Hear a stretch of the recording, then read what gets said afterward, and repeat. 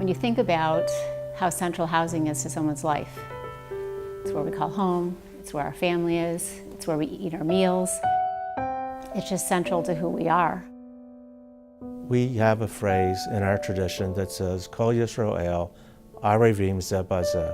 All Israel is responsible for one another. And through this program, we live that tradition. We make it possible for every member of the Jewish community that we can help to be a fully participating member of our community and in life.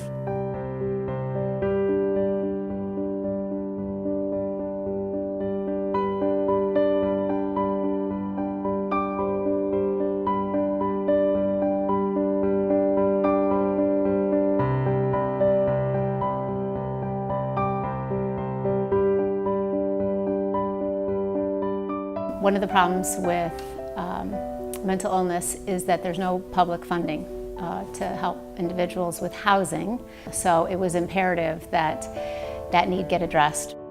It really was the vision of a number of women in this community to do something about that problem. And what they did was create a home for people when there was no place to call home.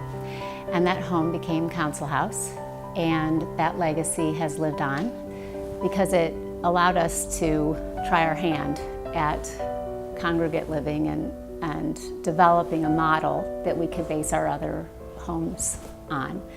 And we could say, you know, we can do this.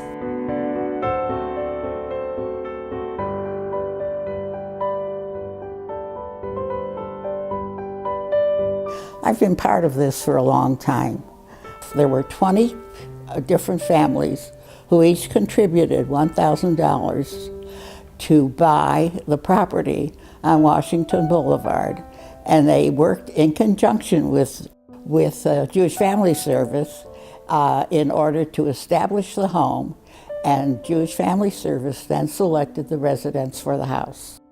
I can remember when we did not have any kind of program like JFSA residential services. I remember talking with people who were very concerned about how their children were going to live when they were adults. They just didn't know what they were going to do with themselves.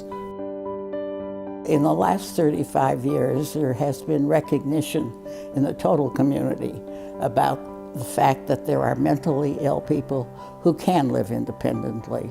And because of this recognition, places like this and others were established together with Jewish Community Housing, in that more housing was built or purchased for housing these people who could live independently, even though they did have some emotional problems.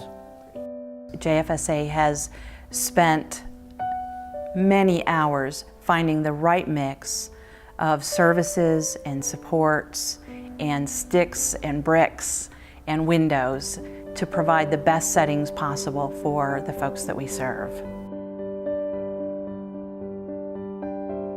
Back then, it was a little scary to think about that he'd be, living on his own. I think we sort of figured between the 9 of us, he'd always live with a family member. So it was a pretty neat idea that he could go out on his own, and I think Chris was pretty interested in being out on his own. He had seen 9 siblings grow up, move out, and he wanted the same thing. I like to be at every house. I like it so much.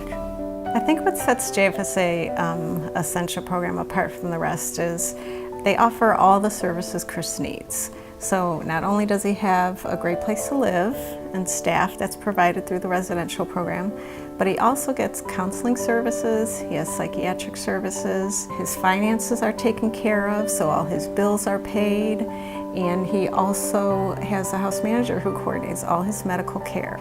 So it's really a relief for the family, and it doesn't leave much else that we have to worry about for him. JFSA works with a wide variety of individuals around housing needs. Individuals with serious mental illness as well as developmental and intellectual disabilities. We can work with individuals with traumatic brain injury, individuals on the autism spectrum. Anybody that has a special need can come to us and get help with housing. I had looked high and low to find a residential program for Brittany. And In the Cleveland area, there just wasn't one that existed. There were pockets of residential programs available, but none that provided any extra services. It was really a matter of, I would feel like I was putting her in a house with other people that had challenges, but they didn't have any of the extras. When you have a special needs child or an adult, it absorbs the energy of the entire family. But by having the JFSA residential services, we're able to help everybody in that family achieve their ultimate best and highest satisfactions.